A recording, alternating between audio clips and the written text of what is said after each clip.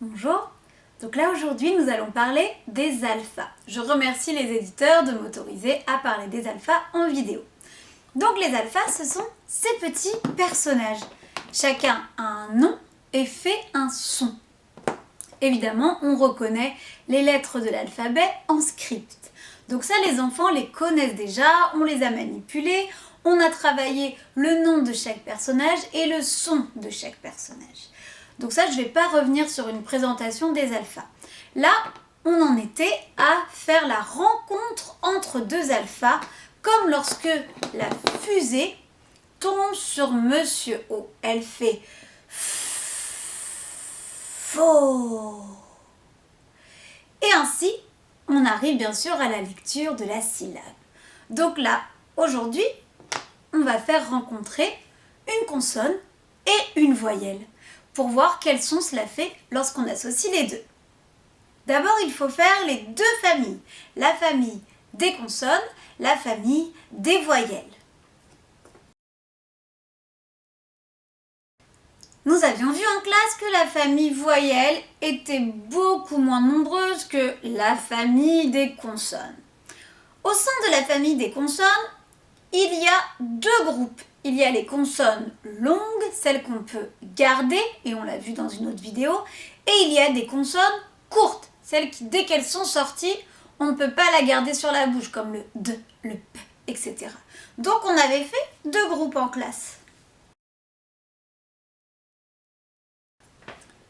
Aujourd'hui, je vais juste remontrer comment, en prenant des consonnes longues, on fait la rencontre avec un des membres de la famille voyelle. Je prends cet alpha et celui-là. Les enfants peuvent essayer à ce moment-là de trouver ce que ça va donner. Je mets donc le son de l'alpha. Le vent, il fait et Madame I fait I. Donc quand on se rend compte,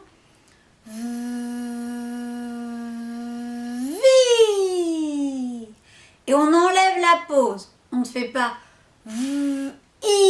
On essaye que la pause disparaisse.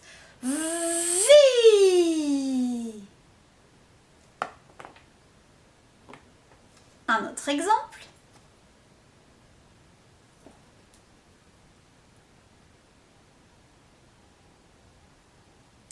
On voit ce que ça donne. Ma.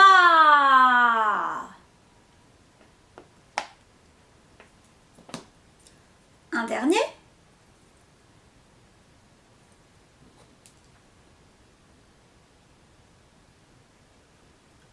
Ré.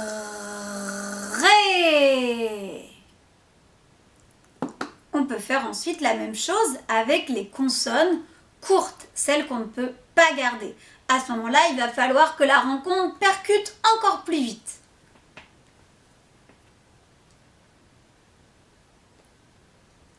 B, b, b. Et tout de suite, ça va rencontrer Monsieur O. Bon, bon.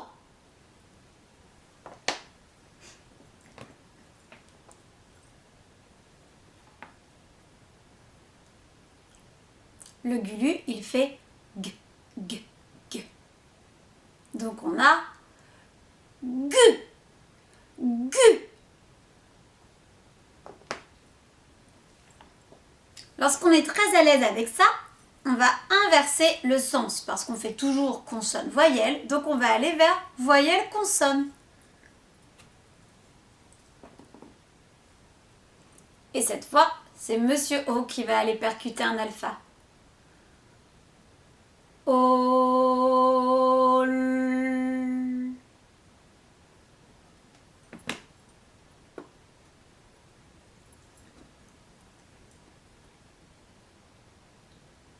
A.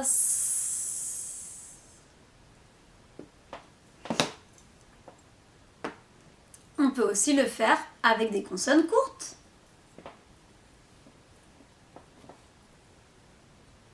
Id.